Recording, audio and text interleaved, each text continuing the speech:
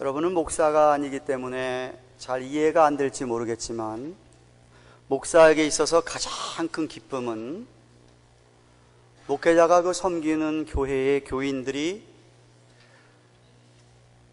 신앙생활 하면서 교회에서 주님을 몰랐던 사람이 주님을 만나게 되거나, 여러 가지 힘들었던 사람들이 교회에서 은혜를 받고 힘을 얻거나 회복이 되거나, 이런 놀라운 주님의 살아계심을 체험하면서 삶이 변화되어 가는 것을 볼 때에, 그때가 목사에게는 가장 기쁩니다. 뿐만 아니라 교회에서 신앙생활 하면서 하시는 모든 일들이 잘 되어지고, 정말 아픈 몸도 낫게 되고, 하나님이 하신 여러 가지 기적들을 교회를 통하여서, 교회에 와서 예배를 드리고 참 그렇게 기도하고 같이 함께 교제하는 가운데 여러분이 그렇게 복을 받으면 그때만큼 목사에게 기쁨을 주는 때가 없습니다.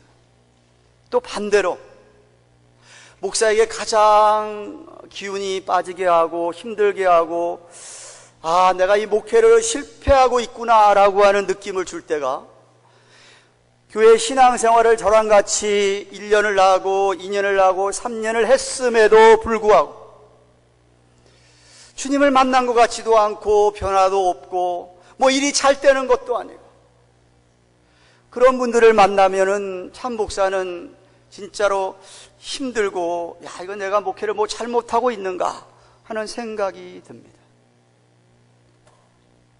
목회자의 정말 간절한 바람은 섬기는 이 몸된 교회에 하나님의 신령한 복이 늘 임하고 그 복을 받아 누리는 온 교인들이 되는 것입니다. 정말 늘 기도하지만 우리 교회를 드나드는 성도들이 우리 교회를 들어오든지 나아가든지 하나님의 손길을 체험하고 하나님의 은혜를 체험하고 변화를 받으며 위로와 힘을 얻고, 정말 자신을 향한 그 하나님의 놀라운 뜻을 깨달으며 그 뜻이 이루어져 가는 그런 것을 보기를 원합니다. 자, 구원의 역사, 치유의 역사, 회복의 역사, 심령들이 좀 부흥해가는 역사, 그런 것을 보기를 원합니다. 정말 진심으로 여러분을 축복합니다.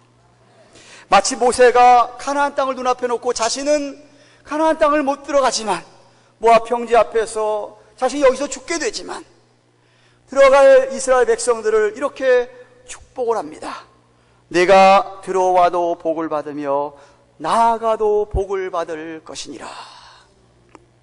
신명기서 28장 6절에 그렇게 축복한 것처럼 말입니다. 오늘 본문의 사도 바울이, 여러분 그동안 설교를 들었지만 고린도 전서보다 고린도 후서는 더 심하게 더 고통스러운 바울의 마음을 우리가 읽을 수가 있었습니다. 지난주까지만 하더라도 어쩔 수 없이 내가 너를 만나면 징계조차 해야 되는 이런 정말 이 아픈 마음을 가지고 고린도서를 써 내려가 왔지만, 그래도 마지막 결론 부분에 있어서는 그들을 향한 사랑으로 권면과 축복을 하고 있습니다. 하나님의 신령한 복이 그들에게 고린도 교회 위에 임하기를 원하는 것이었어요. 비록 그 교회 안에 자기 마음을 아프게 한 자들도 있었고, 사도가 사도성을 인정하지도 않으면서 모함하는 사람도 있었지만, 그럼에도 불구하고 바울은 자기가 하나님 앞에 떳떳하고, 그리고 그 영혼이 강건하기 때문에 그런 교회조차도, 그런 문제가 많은 교회조차도 바울은 축복할 수가 있었습니다. 이처럼 당연한 말씀이지만 지도자들의 영적 상태는 교회의 신령한 복이 임하는가 임하지 않는가, 임할 수 있는지 없는지를 가름하기도 합니다. 여러분, 지도자의 영혼이 침체가 돼가지고 우울하다면 손해는 누가 보느냐 하면 교인들이 보는 거예요. 그래서 중요합니다. 지도자는 늘 밝아야 되고 늘 영혼이 정말 되어 있어야 되는 거예요. 생각해 보세요. 우리 목사님은 맨날 인상만 쓰고 그냥 세상 다 짐 즐거워하는 것처럼 그러고 있고, 이 장로님 만나기만 하면 그냥 인상들만 쓰고 있고, 그런 교회가 무슨 은혜가 임하겠습니까? 그래서 지도자들의 책임이 막중하고 특별히 목회자의 영혼은 밝아야 합니다. 그래야 교회에, 교인들에게 유익하지요. 안 그러면 교인들이 불이익을 당하게 됩니다. 성경은 히브리서 13장 17절에 교인들에게 이렇게 이해합니다. 너희를 인도하는 자들, 다시 말하면 목회자들에게 순종하고 복종하라. 저희는 너의 영혼을 위하여 경성하기를 자기가 회개할 자인 것 같이 하느니라. 이 말은 앞으로 주님 만나면 하나님 앞에 내게 준 영혼을 네가 어떻게 했느냐고 accountable 한다는, 회개한다는, 저희로 하여금 즐거움으로 이것을, 즐거움으로 목회를 하게 하고 근심으로 하게 말라. 그렇지 않으면 너희에게 유익이 없느니라고 그랬어요. 다시 말하면 여러분이 저와 함께, 목회자들과 함께 이렇게 예배를 드리고 하나님 앞에 교제를 하는 이것을 통해서 목회자가 늘 이렇게 기쁘고 즐겁게 양들을 축복하고 양들을 치유하고 양들을 이렇게 세상으로 정말 파송을 해야 한다는 말씀입니다.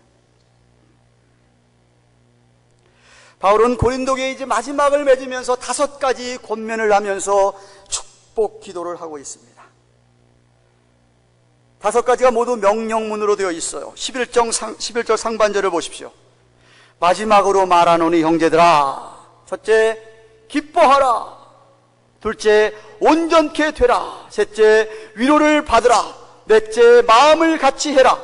5번째, 평안할지어다 라고 권면합니다. 첫째는 기뻐하라. 이 카이레테라고 하는 헬라의 원어의 뜻은 기쁨을 이야기하고 있지만, 당시에 이 말은 성도들이 만났다 헤어질 때 인사하는 작별 인사로 사용했던 단어입니다. 그래서 NIV에 보시면 여러분 goodbye라고 번역이 되어 있어요. 마치 히브리 사람들이 옛날에, 요즘도 그렇지만은 샬롬이라고 헤어질 때 인사하듯이 그런 의미가 있는, 그렇게 사용하던 단어입니다. 하지만 이 카이레테는 카이로라고 하는 이 분명히 기뻐하라라고 하다라고 하는 단어에서 나왔기 때문에 사실 성도들에게 있어서 이 주님이 주시는 기쁨을 누리며 사는 것은 지극히 당연하고, 여러분은 삶에 주님 주시는 기쁨이 있어야만 합니다. 바울은 빌립보 교인들에게 이렇게 얘기했습니다. 주 안에서 항상 기뻐하라. 내가 다시 말하노니 기뻐하라라고 빌립보 4장 4절에 하지 않았습니까? 여러분, 성도들이 모이는 교회에 기쁨이 넘쳐야 합니다. 우리가 모이는데 기쁨이 넘치지 않고 다들 죽을 상이면 어떻게 하겠습니까? 제가 여기가 말하는 기쁨은 세상이 주는 기쁨 얘기하는 건 아니에요. 세상에서 주는 어떤 말초적이고도 superficial한 피상적인 기쁨을 얘기하는 게 아닙니다. 뭐 잠깐 기뻤다 없어지는 거 얘기하는 것 아니에요. 여러분 안에 성령님이 계시고 여러분이 주님을 만났다고 한다면 그 주님께서 주시는 기쁨, 이 세상 환경이나 상황이 주는 기쁨이 아니고 환경이나 상황을 초월해서 하나님이 주시는 기쁨을 말하고 있는 거예요. 여러분이 아무리 힘들어도 여러분이 주님 안에서 기뻐할 수 있어야 됩니다. 아, 목사님 어떻게 맨날 희덕거리면서 이렇게 미친 사람 마냥 살 수 있습니까? 때때로 우리에게 어려움이 닥쳐서 약간 잠시, 제가 잠시란 말을 합니다. 잠시 어둠이 올 수 있어요. 잠깐 우릴 수 있어요. 그러나 즉각 예수 믿는 사람들은 기쁨이 회복되어야만 합니다. 교회 오기 전에는 항상 사단 마귀가 시험하잖아요. 애들 데리고 그냥 실험하고, 아기들을 데리고 실험하고, 어떤 때는 부부 사이에 또 싸움하다가 오고 그러잖아요. 그럴지언정 교회 와서 예배를 드리고 여러분이 성도들과 만나고 교회를 떠날 때는 여러분의 얼굴에 웃음이 활짝 있어야 된다는 말이에요. 밝아져야 됩니다. 말씀을 들으면서 작은 상처들이 치유가 되고 정말 하나님 주시는 기쁨들이 회복이 되기를 바랍니다. 은혜의 물꼬가 다시 탁 튀어야죠. 그것이 하나님께서 주시는 신령한 복입니다. 둘째는 온전하게 되라라고 그랬습니다. NIV 번역이 참 잘 되어 있습니다. Aim for perfection. 우리가 어떻게 완전하겠습니까? 완전을 향하여서 목적을 완전함에 두고 내가 오늘 노력하라는 소리입니다. 이미 9절에서 바울의 간절한 바람은 그들이 온전하게 되는 것이라고 13장 9절에 말씀하였습니다. 우리 예수님께서 공생의 사역 처음 시작하면서 산상수훈 설교를 시작하시면서 거기 마태복음 5장 48절에 보면 그러므로 하늘에 계신 너의 하나님이 온전하심과 같이 너희 아버지가 온전하신 같이 너희도 온전하라 라고 그랬습니다. 그러니까 우리가 그 온전을 향하여서 우리가 노력하고 발버둥을 쳐야 됩니다. 바울은 에베소 교회 교인들에게도 우리가 다 하나님의 아들을 믿는 것과 아는 일에 하나가 되어 온전한 사람을 이루어 그리스도의 장성한 분량이 주님을 닮는 데까지 이르리니 라고 하지 않았습니까? 근데 이게 온전하다고 하는 헬라의 원어의 단어의 뜻 카타리스조라고 하는 이 말의 뜻은 뭐가 좀 부족해서 부족한 걸 채우는 온전함을 얘기하는 뜻이 아니에요. 원래 이 뜻은 어떤 뜻이냐면요, 무질서한 상태로 있다가 질서를 되찾는, make your order straight. 다시 말하면 수요일날 설교했습니다. 수요일날 튜닝이 안 돼 있는데 악기들이 우리가 튜닝이 조율이 안 돼 있다가 인생의 조율이 안 돼 있다가 그 조율을 하는 것을 가리키는 거예요. 교정하는 것을 가리키는 거예요. 삶의 우선순위를 바로 하는 걸 얘기하는 거예요. 제자리를 잡지 못하고 헤매던 삶이 제자리를 찾는 것을 말합니다. 그런데 헬라의 원어에 수동형으로 쓰였어요. 수동 명령이에요. 다시 말하면 be completed, be restored. 주님께서 그렇게 우리를 온전하게 주셔야 돼요. 그러니까 주님께서 우리를 온전하게 우리를 교정을 해주시고 조율을 해주시려면 우리가 우리 자신을 주님께 내어드려야 된다는 것이죠. 그렇지 않으면 조율이라 할 수가 없어요. 튜닝이 안 되게 돼, 인생의 튜닝이. 교정이 안 되게 돼 있어요. 그런데 이것은 훈련이 아니고는 안 됩니다. 훈련을 안 받고는 안 돼요. 그래서 제가 로마서 강의를 다음 주부터 시작하려고 했는데 시작하기 전에 이 이야기를 더 한번 해야 돼요. 훈련으로 되는 제자.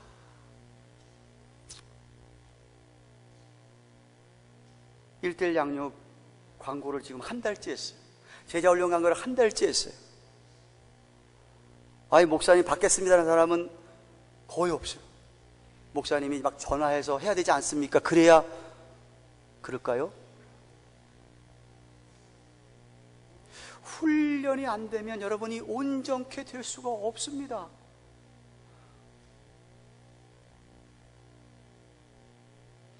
셋째는 위로를 받으라고 했습니다. 바울이 간절히 호소하는 말씀에 귀를 기울여서 하나님께서 주시는 위로와 격려를 체험하라는 것이죠. 이미 고린도서 4장 14절에 바울은 자기는 영적인 아버지로서 너희들은 영적인 자녀에게 하듯이 그렇게 그들을 권면하고 호소했습니다. 부모들이 자녀들에게 호소하잖아요. 왜 그래요? 부모들이 좀 잘 되고 잘 쓰라고 위로하고 격려하잖아요. 그렇습니다. 여러분들이 교회에서 목회자의 간절한 호소에 귀를 기울이셔서 위로와 격려를 받으셔야 합니다. 그것이 바로 하나님께 주시는 신령한 복이에요. 넷째로 마음을 같이 하라라고 그랬습니다. 여기 마음을 같이 하라. 원래 헬라의 원어는 think라고 하는 phino라고 하는 단어를 사용했는데 이 단어 원래 그런 뜻이에요. 같이 좀 생각을 해라.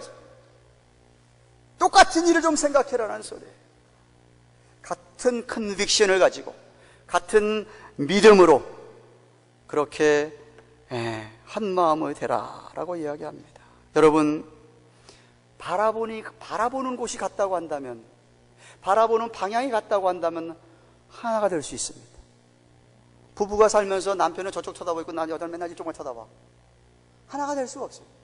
부부가 쳐다보는 곳이 같아야지.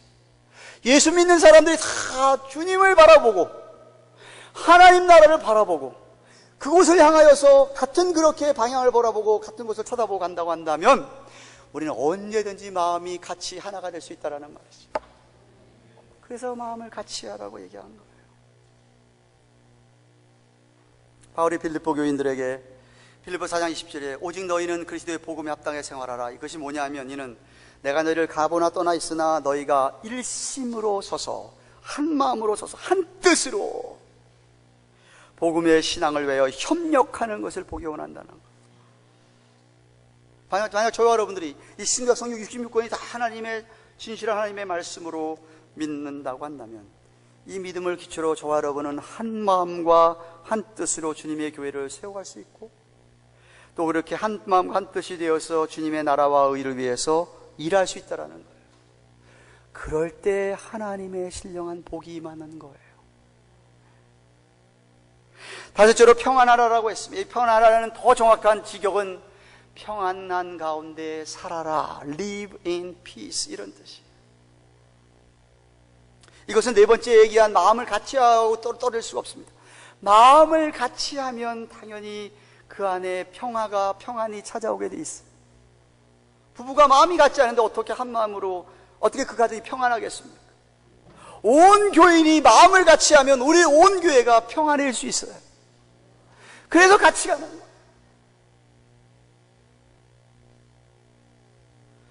우리가 진리의 말씀에 순종한다면 한 마음과 한 뜻이 되어서 평안한 삶을 살게 되는 것이죠. 여러분, 교회가 평안하잖아요. 여러분 가정에 하나님께서 축복하세요. 교회가 어렵지요. 문제가 많고 힘들지요. 하나님께서 여러분 가정에 복을 안 주세요. 거꾸로도 마찬가지입니다. 여러분 가정이 평안하지요. 교회에 평안이 임하게 돼 있어요. 같이 가게 돼 있어요. 바울은 고린도 교회가 이런 권면을 잘 받아서 하나님의 복을 받게 되기를 원했어요. 아니, 사랑과 평강의 하나님께서 그들과 함께 하시며 반드시 축복할 것을 확신시켜 줍니다. 약속을 잊지 않도록. 11절 하반절에 뭐라고 말합니까? 또 사랑과 평강의 하나님이 너희와 함께 계시리라. 사랑과 평강의 하나님 너희와 함께 계시리라. 그러면서 11절 하반절에 이어서 거룩한 입맞춤으로 서로 문안하라 그랬습니다. 이게 거룩한 입맞춤, 홀리 키스는 당시 유다의 문화에서 행해지던 것으로서 하나의 인사 방법이었습니다. 저들은 만나거나 헤어질 때 볼에다가 가벼운 입맞춤으로 하면서 문안 인사를 했기 때문에 그렇게 인사라고 하는데 그 앞에 뭐가 붙었냐면 거룩한이란 말을 붙여놨어요. 거룩한. 그 말은 불순한 동기가 아닌 아주 거룩한 행위에서 나는, 거기에는 또 뭐가 포함되어 있냐면 주님의 사랑이 담긴. 그래서 베드로는 그 입맞춤을 사랑의 입맞춤이라고 얘기합니다. 베드로전서 5장 14절에 너희는 사랑의 입맞춤으로 피차 문안하라. 거룩한 입맞춤의 성격이 사랑이라는 거예요. 사랑이 담겨있기 때문에 그렇다라는 거예요. 바울이 지금 여기 거룩한 입맞춤 하라는 것이요, 그냥 형식적인 인사로 그냥 하나의 관습으로 하는 것을 얘기하고 있는 게 아닙니다. 다 다르지만, 우리가 다 다르지만 주님께서 우리 한 가족으로 묶어주셔가지고 이 가족이 정말 오랜만에 만났다고 한다면 그 만남을 정말 기뻐하며 감사하면서 그렇게 진심 어린 인사를 하는데 사랑이 담긴 인사를 하라는 거예요. 반가운 교제, 사랑의 만남을 가지라는 것이죠. 그런 의미에서 오늘날 우리가 뭐 볼에다 안 맞추지만 악수를 하거나 혹은 허그를 하는 게 그런 의미예요. 근데 어떤 사람은 악수해도 별로 이렇게 악수 하나만 하는 사람이 있어요. 목사님이 손 내미니까 안 내미면 좀 이상하니까 내미는 사람이 있어요. 하고 싶지 않은데. 또한 여러분께서 중요한 이야기입니다. 평소에 전혀 그 사람에 대해서 상대방에서 모르면요, 형식적인 인사만 하고 끝날 수가 많아요. 그냥 그렇게밖에 못해요. 안녕하세요, 안녕히 가세요, 이걸로 끝나는 거예요. 그러다 어떻게 좀 시간이 있어 안녕하세요 물어봅니다. 안녕하세요, 아버님 평안하시죠? 그래요. 우리 아버님 돌아가셨는데. 아버님 돌아가시죠? 따님, 제가 좋게 중매할 사람인데 중매할까요? 저희 딸 결혼해서 벌써 애가 둘인데요. 이렇게 되는 거죠. 모르니까. 물론 우리가 다 이렇게 사람 많은데 일일이 다 알 수 없어요. 그러나 적어도 여러분이 속한 구역원들, 적어도 여러분이 속한 지회원들끼리는 좀 그런 교제가 있어야 될 거 아니에요. 그냥 왔다 그냥 안녕하세요, 안녕히 가세요 이러면 곤란하잖아. 그러면 안 되잖아. 그런 사람과 무슨 거룩한 입맞춤이에요. 여러분은 정말 마음에서 우러나고 정말 사랑이 담긴 그런 인사가 있기를 주님의 이름으로 축원합니다. 왜냐하면 여러분이 그런 따뜻한 한마디의 인사 때문에 어떤 사람은 오늘도 여러분 앞에 교회에 왔다가 그 말 한마디에 위로와 격려를 얻고 돌아갈 수도 있어요. 고린도 교인들을 위한 바울의 마지막 말은 그들을 위한 축복 기도입니다. 즉 오늘날 축도죠. 베네딕션입니다. 오늘날 저를 비롯한 많은 목회자들이 예배 마지막에 하는, 성도를 위하여 하는 축복 기도입니다. 여러분을 세상에 이제 보내면서 파송하면서 축복하는 것이죠. 이건 정말 간절히 목사가 바라는 소원이기도 합니다. 성부, 성자, 성령 삼위 하나님께서 여러분을 복 주시기를 바라는 것이에요. 왜냐하면 여러분이 세상에 나가서 이 복이 꼭 필요하기 때문에, 성도들의 삶에서 절대적으로 필요한 신령한 복이기 때문에 그렇습니다. 예수 그리스도를 통한 신령한 은혜는 우리가 세상에 살다가 실수를 해서 죄 지을 수 있잖아요. 그때 주님의 피 묻은 손이 여러분을 또 죄 사해 주시는 용서의 은혜가 있기를 원한다는 거예요. 하나님 아버지 사랑을 또한 축복하잖아요. 여러분이 하나님과 사랑의 관계 속에서 하나님이 오늘도 정말 나를 사랑하셔서 정말 그렇지, 우리 하나님은 신실하시지, 신실하신 하나님의 사랑이 오늘도 변함없이 나에게 그렇게 사랑하신다는 것을 여러분이 경험하면서 살기를 바라는 것이고, 성령님의 함께 하시는 것을, 성령님께서 여러분에게 교통하시면서 여러분이 정말 나는 매일같이 하나님이 함께하다는 것을 경험하게 함으로 말미암아 매일의 삶 속에서 여러분이 필요한, 살아가는 데 필요한 힘과 용기를 얻게 되도록 그렇게 기도하는 거예요. 실제로 여러분, 우리의 구원 사역에도요, 우리 삼위 하나님께서 사역하셨어요. 하나님 아버지께서 미리 구원을 계획하셨습니다. 작정하셨습니다. 아들을 보내기로 작정을 하고 계획을 세우셨고, 그 아들이 그 아버지의 뜻을 따라서 이 세상에 인간 몸을 입고 와가지고 정말 십자가에 몸 바쳐 죽기까지 그 아버지의 뜻에 순종을 하셔서 중보자가 되셨고, 성령 하나님께서 여러분에게 마음의 은혜를 주셔서 그 주님의 그 사랑, 그 십자가 은혜가 믿어지게 하시고 깨닫게 하시고 인쳐주셔서 하나님을 아버지라고 주님을 주라고 부를 수 있도록 성령님이 그 놀라운 계획을, 주님의 중보 사역을 효과적으로 여러분에게 적용시켜서 여러분 이 자리에 앉아 있는 거예요. 결국 모든 축복은 거룩하신 삼위의 하나님과의 교제에서 나옵니다. 여기에 구원이 있고, 여기에 사랑이 있고, 여기에 모든 신령한 복이 다 담겨져 있습니다. 우리 성부, 성자, 성령 하나님은 온전한 하나 되심이기 때문에, 완전히 하나이시기 때문에, 그래서 그의 자녀들에게 놀라운 신령한 풍성한 복을 주시죠. 마치 부모가 정말 하나가 되어 있다고 한다면, 자녀들이 맨날 볼 때마다 우리 엄마 아빠는 늘 하나야. 그럼 자녀들이 거기에 시큐리티와 거기에 평안과 거기에 힘을 얻습니다. 그런데 맨날 부부가 싸움만 해.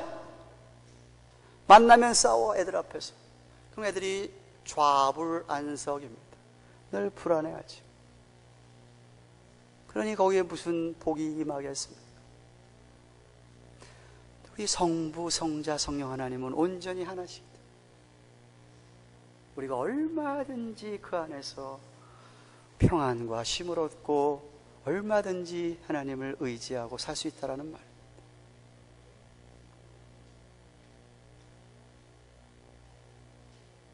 이런 간증을 들었습니다. 박건영, 지금은 집사님이신데 박건영 씨라는 분의 간증입니다. 이분은 대구 근교의 아주 가난한 빈촌 깡촌에서 태어나셨습니다. 초등학교 3학년도 제대로 공부를 다 마치지 못하고 중퇴를 했습니다. 국민학교 3학년을 중퇴를 했습니다. 9살쯤이죠. 그러다 11살에 집을 가출을 했습니다. 왜 가출인지 아세요? 이유는 실컷 먹고 싶은 것이 소원이었어요. 너무 못 먹었어요. 정말 실컷 먹어보고 싶은 게 소원이어서 가출을 해서 어디를 갔느냐 하면 중국집에 들어갔습니다. 중국집에 살면서, 중국집에서 일을 배우면서, 요리를 배우면서 13년 동안 일하면서 실컷 뭐 먹었겠죠? 짜장면을 먹었어요. 그러면서 짜장면 만드는 법을 배웠어요. 근데 무지무지하게 배울 때에 맞았다 그러면 어뷰즈를 한 거죠. 13살밖에 안 된 사춘기 엄청 매를 맞으면서 일을 배우고 먹고 했다고 합니다. 근데 이게 사춘기라면서 마음에 너무나 큰 상처가 돼서 인간이, 어느 누구도 인간을 좋아하지, 인간을 아주 싫어하는, 사람 만나는 것을 끔찍하게도 꺼렸다고 합니다. 국민학교 3학년도 제대로 못 나온, 배우지 못한 열등감, 지질하게 가난하게 자란 집안 때문에 오는 자격지심, 이런 것들 때문에 말입니다. 특별히 믿는 사람들은 꼴도 보기 싫었다고 합니다. 왜? 중국집에 와서 먹으면서 한다는 이야기 들어보니까 너무나 위선적인 이야기들만 하고 이제 있고 너무 씹는 이야기만 하고 있으니까. 그러다 어느 날 어디서 주워 들었는지 그가 밤에 꿈을 꾸는데 꿈에서 천국과 지옥의 상황 같은 꿈을 꿨다고 합니다. 아마 천국이 어떻다 지옥이 어떻다는 이야기를 어디서 주워 들었겠지요. 그 꿈을 꾸고 간 다음 날로 교회를 찾아갔다고 합니다. 교회를 찾아가서 교회에서 드디어 예수님을 만나고 예수님을 만난 후에 그 인생이 완전히 바뀌었다고 합니다. 그 후에 간증하기를, 과거에는 중국집에서 요리를 배우면서 두들겨 맞을 때 너무 아파서 눈물을 많이 흘렸습니다. 그러나 이제는 예수님 때문에 내 눈에서 감동의 눈물이 흐릅니다. 마구 흐르는 눈물을 가지고 얼굴을 비볐더니 얼굴에 빛이 난다 아닙니까? 옛날에 싸울 때는 내 눈이 독사 눈 같다고 사람들이 그랬는데 이제는 순한 양 같은 눈이 되었다고 안 합니까? 그런 주님을 만난 이후에 짜장면을 만들어서 실직자들, 거리의 거린들, 어려운 사람들을 도왔다고 합니다. 때로는 군대 가서 군인들에게 짜장면 얼마나 귀한 골매이겠습니까? 하루 종일 군인들에게 하루를 봉사하면서 짜장면을 만들어 먹였다고 합니다. 평생 짜장면을 만들다 보니 짜장면 박사가 돼서 쓰임을 받는다는 것인데, 그러다가 그의 선행이 언론에 한번 보도가 되자 하루아침에 유명 인사가 됐다고 합니다. 그래서 청와대까지 불려가서 대통령까지 만나요. 초등학교 3학년도 졸업하지 않은 시골 깡촌에서 태어난 짜장면 만드는 사람이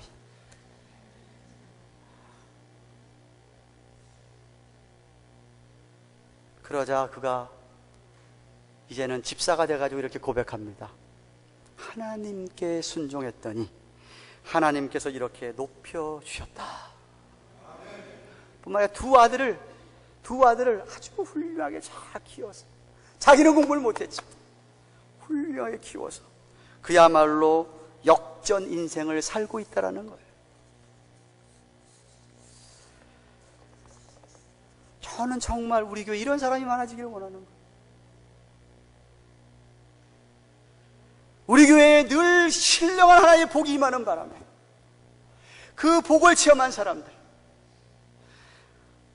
아니 우리 복의 근원이 되신 우리 하나님께서 우리 교회에 드나드는 모든 사람에게 신령한 복을 부으시는 교회가 되기를 원합니다.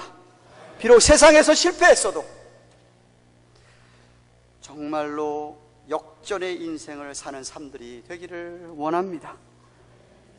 우리 교회에 와서 예수님을 만나고 주님의 은혜를 체험하고 그 크신 하나님을 사랑을 깨닫고 성령님께서 그 심령에 역사하셔서 말합니다. 여러분, 우리 교회가 그런 교회가 되려면 목사를 비롯해서 우리 온 교인이 첫째는 기뻐해야 합니다. 안 좋은 일이 있어도 기뻐해야 합니다. 주님 때문에 웃어야 됩니다. 밝은 얼굴을. 그리고 온전함을 이루기 위하여 우리는 최선의 노력을 해야 합니다. 말씀으로 위로를 받아야 됩니다. 서로에게 위로가 또한 되어야 되고요. 마음을 같이 해야 됩니다. 바라보는 곳이 같아야 된다. 바라보는 곳과 방향이 같아야 된다. 주님 주시는 평안을 누리고 살아야 합니다.